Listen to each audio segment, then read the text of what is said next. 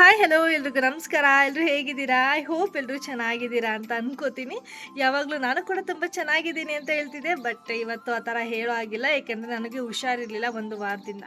So ಹಾಗಾಗಿ ಯಾವುದೇ ಥರ ವೀಡಿಯೋಸು ಸಹ ನಾನು ಮಾಡ್ಕೊಂಡಿಲ್ಲ. ಇವತ್ತು ಸ್ವಲ್ಪ ಪರವಾಗಿಲ್ಲ ಅನಿಸ್ತು, ಆದರೂ ಸ್ವಲ್ಪ ಕೋಲ್ಡ್ ಆಗೋ ಚಾನ್ಸಸ್ ಇದೆ. ನೋಡೋಣ, ಸ್ಟೀಮ್ ಏನಾದರೂ ತೊಗೊಂಡು ಅಲ್ಲಿಗಲ್ಲೇ ರೆಡಿ ಮಾಡಿಬಿಡೋಣ ಅಂತ ಅಂದ್ಕೊಂಡಿದ್ದೀನಿ. ಜಾಸ್ತಿ ಬಿಟ್ಟರೆ ನೆಗಡಿ ಆಗಿ ತಿರ್ಗೋ ಜ್ವರ, ತಲೆನೋವು ಇದೆಲ್ಲ ಬರೋದಕ್ಕೂ ಮೊದಲು ಈ ಥರ ಏನಾದರೂ ಮಾಡ್ಕೊಳ್ಳೋಣ ಅಂತ ಅಂದ್ಕೊಂಡಿದ್ದೀನಿ. ಹಾಗೆ ಇವತ್ತಿನ ದಿನಕ್ಕೆ ನಿಮ್ಮೆಲ್ಲರನ್ನು ವೆಲ್ಕಮ್ ಮಾಡ್ತಾ ಇದ್ದೀನಿ. Welcome back to Divya Lucky YouTube channel. ನಾನು ನಿಮ್ಮ ಪ್ರೀತಿಯ ದಿವ್ಯಾ. ಯಾರಿನ್ನೂ ನನ್ನ ಚಾನಲ್ನ ಸಬ್ಸ್ಕ್ರೈಬ್ ಮಾಡದೆ ನೋಡ್ತಾ ಇದ್ದೀರಾ, ದಯವಿಟ್ಟು ಒಂದು ಸಲ ಸಬ್ಸ್ಕ್ರೈಬ್ ಮಾಡಿಕೊಂಡು ವಿಡಿಯೋ ನೋಡಿ. ಹಾಗೆ ವಿಡಿಯೋ ಇಷ್ಟ ಆದರೆ ಲೈಕ್ ಮಾಡಿ, ಶೇರ್ ಮಾಡಿ, ಹಾಗೆ ಕಾಮೆಂಟ್ ಮಾಡೋದನ್ನು ಮರಿಬೇಡಿ. ನೀವು ಕಾಮೆಂಟ್ ಮಾಡಿದ್ರೆ ನಾನು ಇನ್ನೂ ವಿಡಿಯೋ ಮಾಡೋದಕ್ಕೆ ಒಂದು ಉತ್ಸಾಹ ಬರುತ್ತೆ ನನಗೆ. ಸೊ ಹಾಗಾಗಿ ಕಾಮೆಂಟ್ ಮಾಡಿ, ಹಾಗೆ ಸಬ್ಸ್ಕ್ರೈಬ್ ಮಾಡಿ. ನಿಮಗೋಸ್ಕರನೇ ವಿಡಿಯೋ ಮಾಡ್ತಾ ಇದ್ದೀನಿ ಅಲ್ವಾ ನಾನು, ಹಾಗಾಗಿ ವಿಡಿಯೋ ನೋಡಿ ಸಬ್ಸ್ಕ್ರೈಬ್ ಮಾಡ್ಕೊಳ್ಳಿ. ಇವತ್ತು ಶನಿವಾರದ ವ್ಲಾಗ್ನ ಶುರು ಮಾಡ್ತಾ ಇದ್ದೀನಿ. ಇವತ್ತಿನ ದಿನ ಹೇಗೋಗುತ್ತೆ ಅಂತ ಗೊತ್ತಿಲ್ಲ, ಸೊ ನಿಮ್ಮ ಜೊತೆಗೆ ಶುರು ಮಾಡೋಣ ಅಂಥೇಳಿ ವ್ಲಾಗ್ನ ಸ್ಟಾರ್ಟ್ ಮಾಡ್ತಾ ಇದ್ದೀನಿ. ನನ್ನ ಹೇರ್ಸಲ್ಲಿ ಸ್ವಲ್ಪ ಡ್ಯಾಂಡ್ರಫ್ ಜಾಸ್ತಿನೇ ಆಗಿಬಿಟ್ಟಿದೆ. ಸೊ ಹಾಗಾಗಿ ಇವತ್ತು ಡ್ಯಾಂಡ್ರಫ್ಗೆ ಏನಾದರೂ ಮನೆಯಲ್ಲೇ ಹೋಮ್ ರೆಮಿಡಿ ಮಾಡ್ಕೊಳ್ಳೋಣ ಅಂತ ಅಂದ್ಕೊಂಡಿದ್ದೀನಿ. ಅಗಸೆ ಬೀಜದಲ್ಲಿ ಅದನ್ನು ಮಾಡಿಕೊಂಡು ಯಾವ ಥರ ಅಪ್ಲೈ ಮಾಡ್ಕೊಳ್ಬೇಕು ಅನ್ನೋದು ನಿಮ್ಮ ಜೊತೆಗೆ ಶೇರ್ ಮಾಡ್ತಾ ಇದ್ದೀನಿ. ಬನ್ನಿ ನೋಡೋಣ. ಮೊದಲಿಗೆ ನಾನಿಲ್ಲಿ ಪಾತ್ರೆನ ತೊಗೊಂಡಿದ್ದೀನಿ. ಇದಕ್ಕೆ 1ರಿಂದ 1.5 ಗ್ಲಾಸ್ ಆಗುವಷ್ಟು ನೀರನ್ನ ಹಾಕ್ಕೊತಾ ಇದ್ದೀನಿ. ನನ್ನ ಹೇರ್ ಲೆಂತ್ ಎಷ್ಟಿದೆ ಅಷ್ಟನ್ನು ಮಾತ್ರ ನೀರನ್ನ ಹಾಕ್ಕೊತಾ ಇದ್ದೀನಿ. ನೀವು ನಿಮ್ಮ ಹೇರ್ ಲೆಂತ್ ಎಷ್ಟಿದೆ ಅಷ್ಟು ನೋಡಿ ಹಾಕ್ಕೊಳ್ಳಿ. ನನ್ನ ಹೇರ್ ಲೆಂತ್ಗೆ 1.5 ಗ್ಲಾಸ್ ನೀರಾದರೆ ಸಾಕಾಗಿಬಿಡುತ್ತೆ. ಹಾಗೆ 2ರಿಂದ 3 ಟೇಬಲ್ ಸ್ಪೂನ್ ಆಗುವಷ್ಟು ಅಗಸೆ ಬೀಜನ ಹಾಕ್ಕೊತಾ ಇದ್ದೀನಿ. ನಾನಿಲ್ಲಿ ಕಣ್ಣಳತೆನಲ್ಲೇ ಹಾಕ್ಕೊತಾ ಇದ್ದೀನಿ. ನಿಮಗೆ ಬೇಕಾದರೆ ನಿಮ್ಮ ಹೇರ್ ಲೆಂತ್ ನೋಡಿಕೊಂಡು ಹಾಕ್ಕೊಳ್ಬೋದು.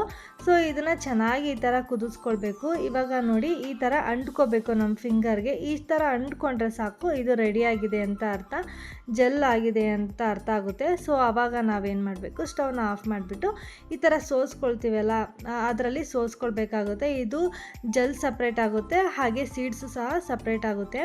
ಈ ಬೀಜ ತಲೆಗೆ ಹಾಕೋದ್ರಿಂದ ಏನು ಪ್ರಾಬ್ಲಮ್ ಆಗೋದಿಲ್ಲ, ಏಕೆಂದರೆ ಇದು ಡ್ರೈ ಆದಮೇಲೆ ಬೀಜ ಎಲ್ಲ ಕೆಳಗಡೆ ಉದುರುತ್ತಾ ಇರುತ್ತೆ.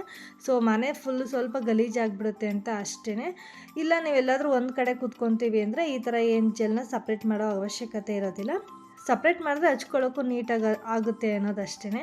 ಸೊ ಈಗ ನೋಡಿ, ಈ ವಿಟಮಿನ್ ಇ ಕ್ಯಾಪ್ಸೂಲ್ನ ಕಟ್ ಮಾಡಿ ಹಾಕ್ಕೊತಾ ಇದ್ದೀನಿ. ಇದರಿಂದ ಹೇರ್ಗೇನು ಪ್ರಾಬ್ಲಮ್ ಆಗೋದಿಲ್ಲ, ಇನ್ನೂ ಚೆನ್ನಾಗಿ ಹೇರ್ ಗ್ರೋ ಆಗೋದಕ್ಕೆ ಹೆಲ್ಪ್ ಆಗುತ್ತೆ. ಸೊ ಹಾಗಾಗಿ ನಾನಿಲ್ಲಿ ವಿಟಮಿನ್ ಇ ಕ್ಯಾಪ್ಸೂಲ್ನ ಹಾಕ್ಕೊತಾ ಇದ್ದೀನಿ. ಇದಾದಮೇಲೆ ಅಲೋವೆರಾ ಜೆಲ್ನೂ ಹಾಕ್ಕೊಳ್ಬೇಕಾಗುತ್ತೆ. ನಿಮ್ಮ ಮನೆಯಲ್ಲಿ ಏನಾದರೂ ಫ್ರೆಶ್ ಅಲೋವೆರಾನ ಬೆಳೆದಿದ್ರೆ ಅದನ್ನು ಹಾಕ್ಕೊಳ್ಬೋದು. ನನ್ನ ಹತ್ರ ಮಮಾ ಅರ್ತ್ ಅಲೋವೆರಾ ಜೆಲ್ ಇತ್ತು, ಸೊ ಅದನ್ನೇ ಹಾಕ್ಕೊತಾ ಇದ್ದೀನಿ. ನಿಮ್ಮ ಮನೆಯಲ್ಲಿ ಫ್ರೆಶ್ ಆಗಿದ್ದರೆ ಅದನ್ನು ಸಹ ಹಾಕ್ಕೊಳ್ಬೋದು. ಇದನ್ನು ಹಾಕ್ಕೊಂಡಿದ್ದಾದಮೇಲೆ ನಮ್ಮ ಹತ್ರ ಕೊಬ್ಬರಿ ಎಣ್ಣೆ ಇರುತ್ತಲ್ವ, ಅದನ್ನು ಹಾಕ್ಕೊಳ್ಬೋದು.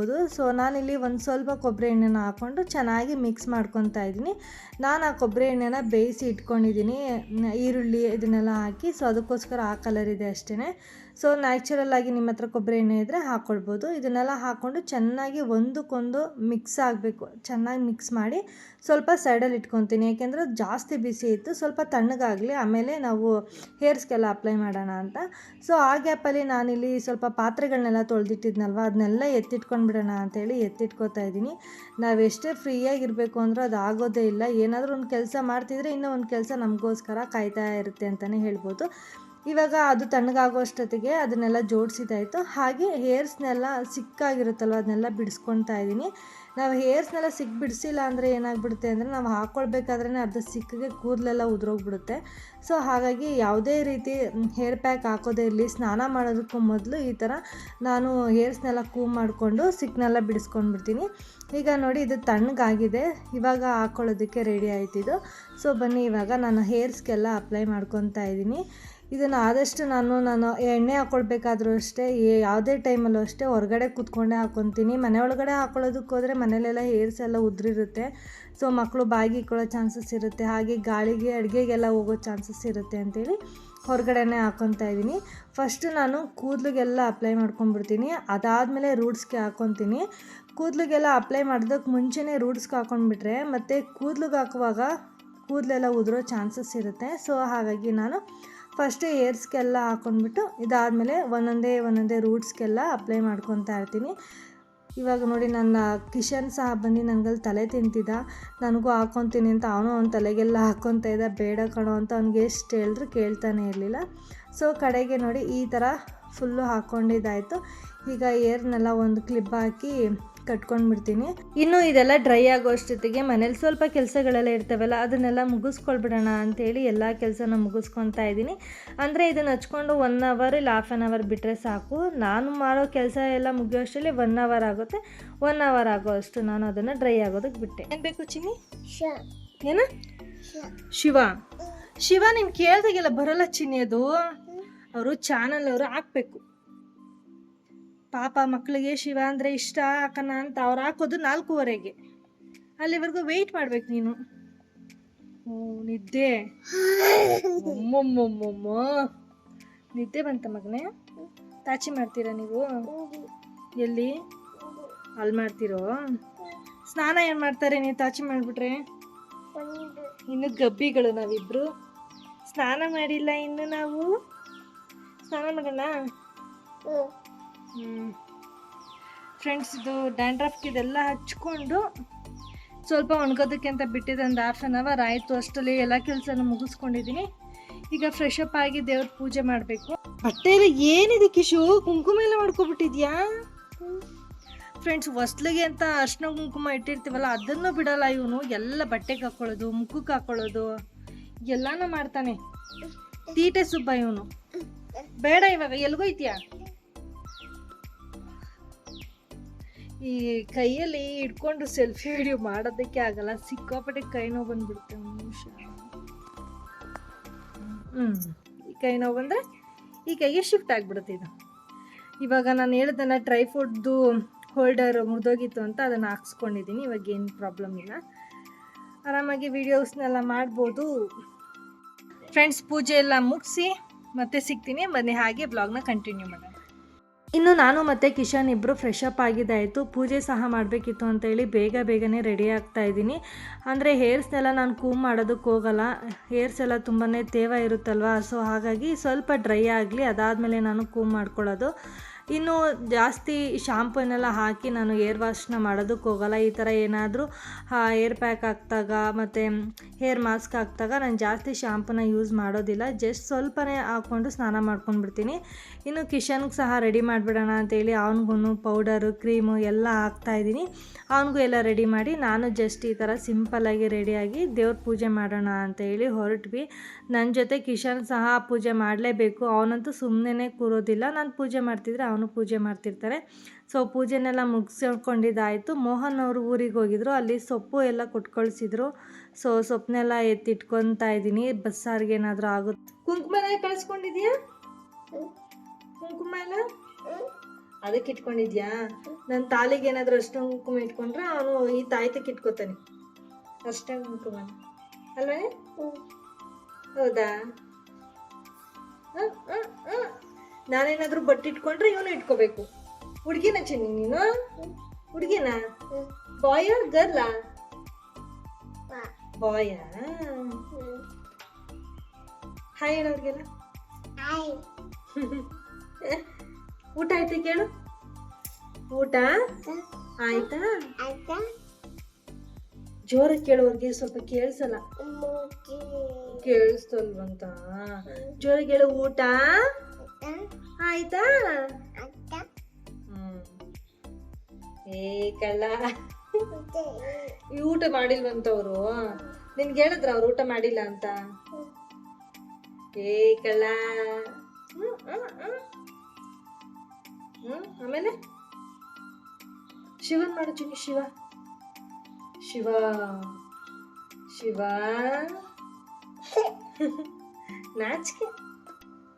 ನಾಚಿಕೆನಾ?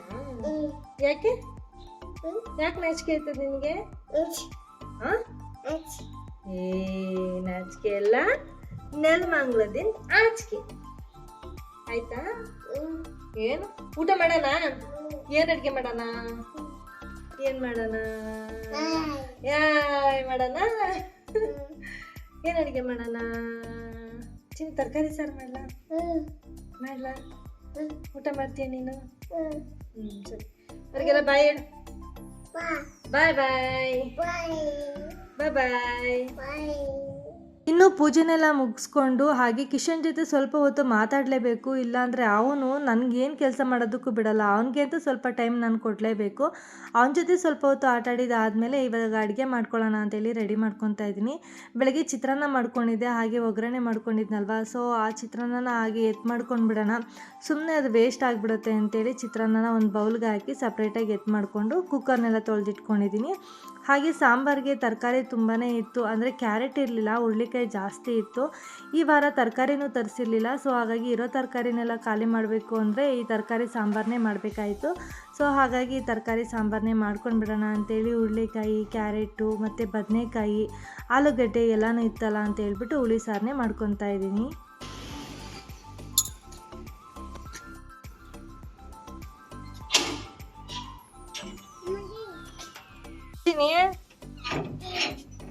ಯಾರು ಬಂದ್ರು? ಅಣ್ಣ ಬಂದ? ಮೂತಿ ಸಿಟ್ಕೋಗಲ್ಲ ತಿಂದಿರೋದ್ನಲ್ಲಿ. ಹಾಯ್. ಯಾಕಪ್ಪ ಸುಸ್ತು?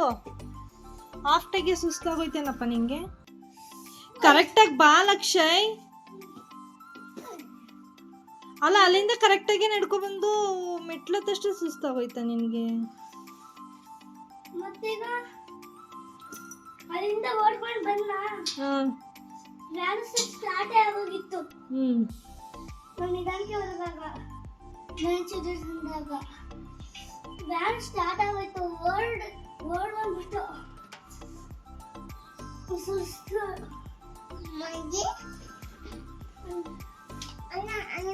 ಅಣ್ಣಂದ ಈ ಕುಡಿತಾನ?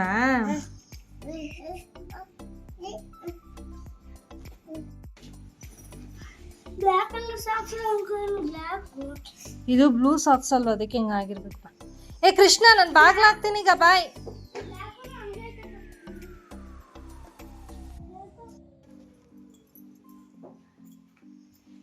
ಫ್ರೆಂಡ್ಸ್, ಟಿವಿ ಹಾಕಿದ್ರೆ ಕೇಬಲ್ಲೇ ಡಮ್ ಅಂದ್ಬಿಟ್ಟದೆ.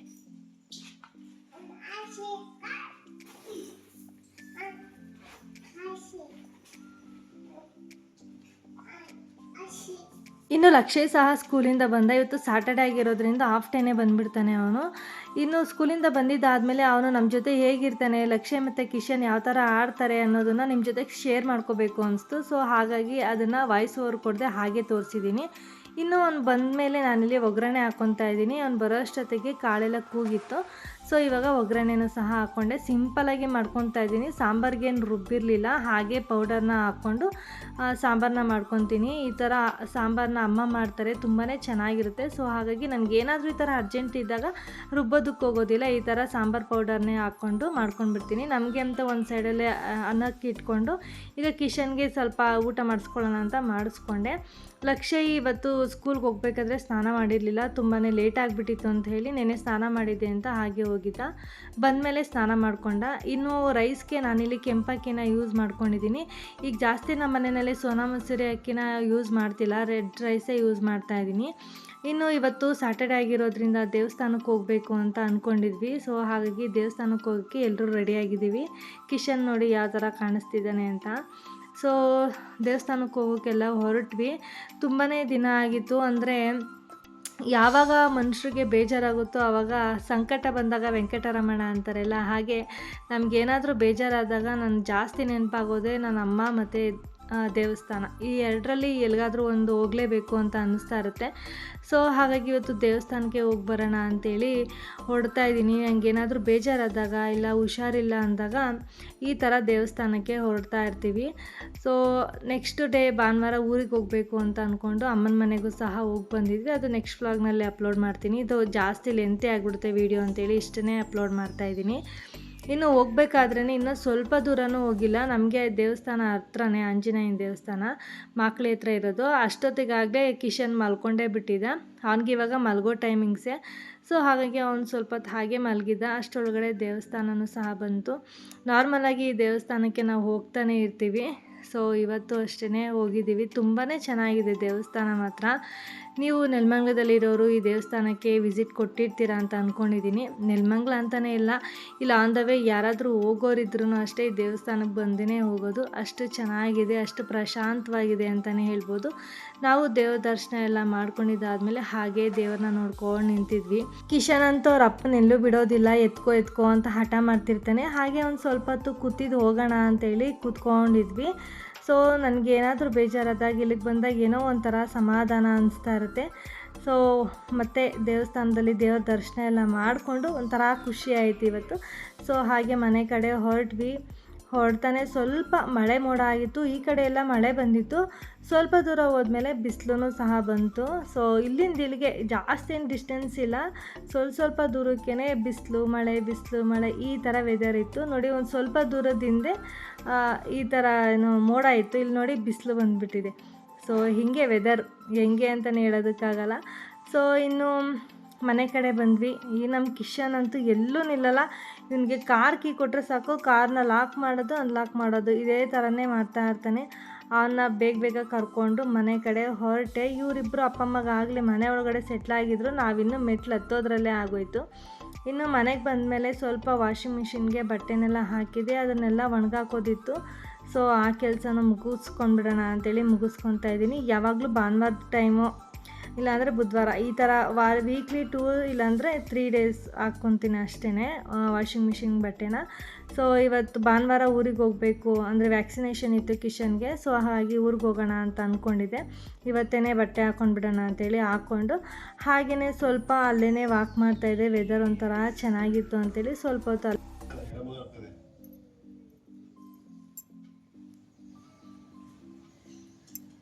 ಫುಲ್ ಕವರ್ ಆಯ್ತಾ ಫುಲ್ ಮಾಡೋದು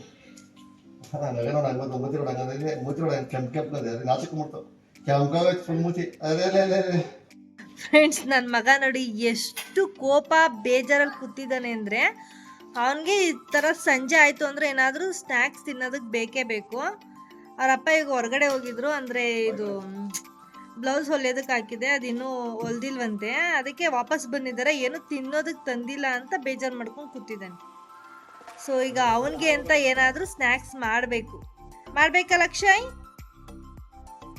ಮಾತಿಲ್ಲ ಕತೆ ಇಲ್ಲ ಇನ್ನೇನಿದೆ ಹಾಡು ಹೇಳಿದ್ರೆ ನಗು ಬರುತ್ತೆ ಅವನಿಗೆ. ಸೊ ಬನ್ನಿ ಇವಾಗ ಏನಾದರೂ ಸ್ನ್ಯಾಕ್ಸ್ ಮಾಡೋಣ. ಮತ್ತೆ ಹಾಲು, ಕಾಫಿ, ಟೀ ಇದೆ ಅಲ್ವಾ ನಮ್ದು, ಟೀ ಕಾಫಿ. ಸೌಂಡ್ ಮಾಡಬಾರ್ದು, ನಮ್ಮ ಮನೇಲಿ ಸೌಂಡೇ ಜಾಸ್ತಿ. ಹೆಣ್ಮಗು ಸೌಂಡ್. ಖುಷಿ ಆಯ್ತದ ಪಾಪ್ಕಾರ್ನ್ ಮಾಡಿದ್ರೆ? ಜೋರಾಗಿ ಹೇಳ್ಬೇಕು. ನಮ್ಮ ಸಾಹೇಬ್ರ ಕೆಲಸ ಶುರು.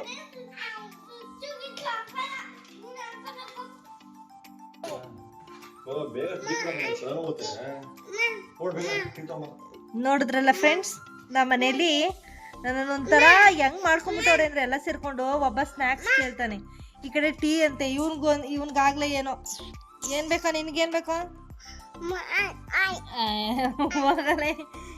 ದೇವ ದೇವ ದೇವ ಇವ್ರಿಗೆಲ್ಲ ಹೊಟ್ಟೆ ತುಂಬಿಸೋ ಅಷ್ಟೊತ್ತಿಗೆ ನನ್ಗೆ ಸುಸ್ತಾಗ್ಬಿಡ್ತೈತೆ, ನನ್ನ ಹೊಟ್ಟೆನೇ ಖಾಲಿ ಆಗೋಯ್ತದೆ. ನನ್ಗೆ ದಪ್ಪ ಆಗೋ ಕಾರಣನೇ ಇವರು. ನಾನು ಏನು ತಿನ್ನೋದು ಬೇಡ, ಏನಾದರೂ ಹೆಲ್ದಿಯಾಗಿ ತಿನ್ನೋಣ ಅಂತ ಅನ್ಕೋತೀನಿ. ಬಟ್ ಇವ್ರು ಬಿಡೋದಿಲ್ಲ.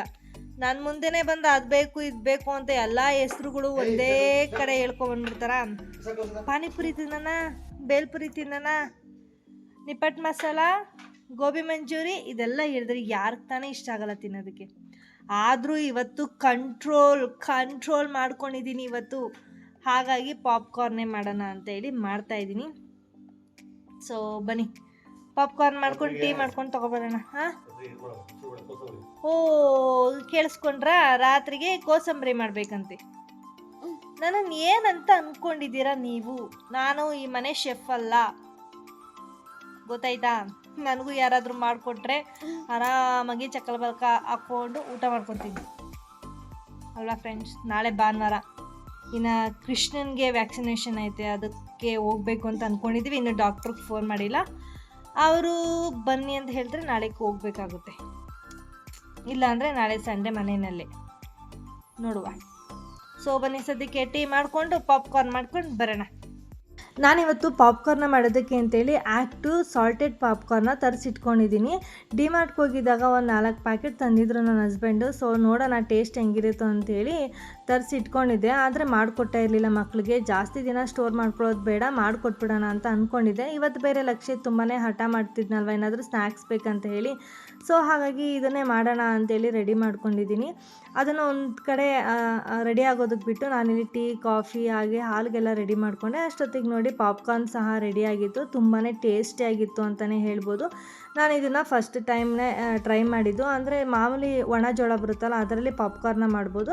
ಬಟ್ ಇದು ಸಾಲ್ಟೆಡಲ್ಲಿ ಒಂದ್ಸರಿ ಟ್ರೈ ಮಾಡೋಣ ಅಂತೇಳಿ ನನ್ನ ಹಸ್ಬೆಂಡ್ಗೆ ಹೇಳಿ ತರಿಸಿದ್ದೆ. ತುಂಬಾ ರುಚಿಯಾಗಿ ಸಖತ್ತಾಗಿತ್ತು ಅಂತಲೇ ಹೇಳ್ಬೋದು. ಪಾಪ್ಕಾರ್ನ್ ಜೊತೆಗೆ ಟೀ, ಕಾಫಿ, ಬಿಸ್ಕೆಟ್ ಇದೆಲ್ಲ ಇತ್ತು. ಎಲ್ಲರೂ ತಿಂದು ಎಂಜಾಯ್ ಮಾಡ್ತಾಯಿದ್ರು. ನಾನು ಸ್ವಲ್ಪ ವೀಡಿಯೋ ಮಾಡ್ಕೊಳ್ಬೇಕಲ್ವ, ನಾನು ಸ್ವಲ್ಪ ಲೇಟ್ ಆಯಿತು. ಸೊ ನಾನು ವೀಡಿಯೋನೆಲ್ಲ ಮುಗಿಸ್ಕೊಂಡು ಬಂದು ತಿಂತಾಯಿದ್ದೀನಿ. ಇದಾಗಿತ್ತು ಇವತ್ತಿನ ವ್ಲಾಗ್ ಇಷ್ಟ ಆಗಿದ್ರೆ ಲೈಕ್ ಮಾಡಿ, ಶೇರ್ ಮಾಡಿ.